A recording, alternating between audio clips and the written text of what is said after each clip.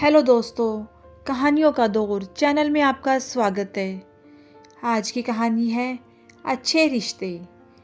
तो चलिए कहानी शुरू करते हैं।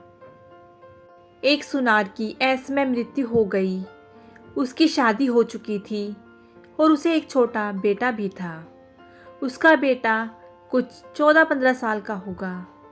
सुनार के गुजर जाने के बाद उसकी सेविंग्स के सहारे इन दोनों के कुछ साल बीत गए।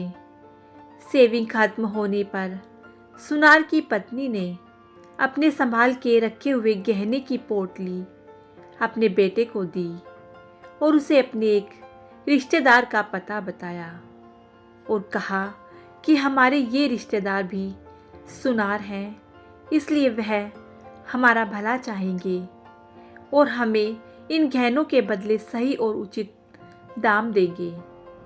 तुम उनके पास जाओ और इन्हें बेच के आओ। बेटा माँ के समझाए अनुसार अपने रिश्तेदार सुनार की दुकान पर पहुँच गया। गहनों की पोटली उन्हें देते हुए सारी घटना बताई और सुनार के जवाब का इंतजार करने लगा। रिश्तेदार सुनार ने थोड़ी देर तक गहनों की अच्छी तरह से निरीक्षण किया और उन्हें वापस पोटली में रख दिया।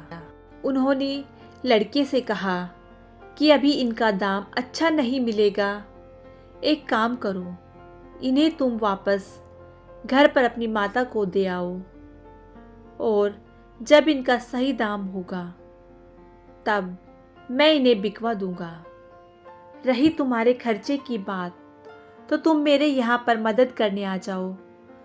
तुम्हारी पढ़ाई का और घर का खर्चा मैं संभाल लूँगा। लड़के ने उस दिन के बाद कई सालों तक अपने रिश्तेदार सुनार के यहाँ काम किया और साथ में पढ़ाई भी की। यहाँ काम करते करते वह सारा काम सीख भी गया और सोने चांदी को परखना भी। एक दिन सुनार ने लड़के से कहा, अब सही दाम है, इसलिए तुम वह गहनों की पोटली लेकर आओ। लड़के ने घर जाकर अपनी माँ से वह गहनों की पोटली मांगी, क्योंकि वह अब सोने चांदी को अच्छे से परखना जानता था। इसलिए उसने एक बार तसल्ली के लिए गहने पोटली से निकालकर देखे। उसे बहुत आश्चर्य हुआ, क्योंकि सारे के सारे गहने नकली थे। वह निराश होकर सुनार की दुकान पर पहुंचा। उसने जाते ही सुनार से प्रश्न किया, आपने मुझे तभी क्यों नहीं बताया कि गहने नकली हैं?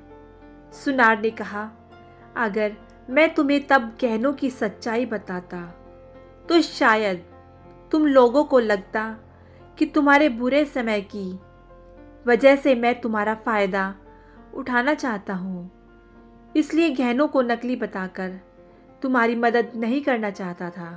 इसलिए मैंने तुम्हारी मदद की और सही समय आने का इंतज़ार किया कि तुम्हें सारी सच्चाई बता सकूं। लड़के की आंखों में अपने रिश्तेदार सुनार के लिए कृतज्ञता के आंसू थे। उसने उन्हें धन्यवाद दिया और उनके पैर छुए।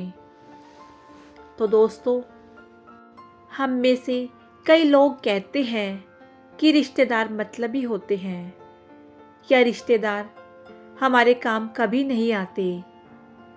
माना कि सभी रिश्तेदार इस सुनार की तरह नहीं होते, लेकिन सभी रिश्तेदार मतलबी भी नहीं होते हैं। हम अपने रिश्तेदारों के लिए खुद अच्छे रिश्तेदार बने, तभी तो हमें दूसरों से भी अच्छाई मिलेगी। तो दोस्तों, कैसी लगी आपको ये कहानी? मुझे कमेंट करके ज़रूर बताइएगा। यदि कहानी अच्छी लगी हो तो कहानी को लाइक कीजिएगा, शेयर कीजिएगा और मेरे चैनल को सब्सक्राइब करना बिल्कुल ना भूलिएगा।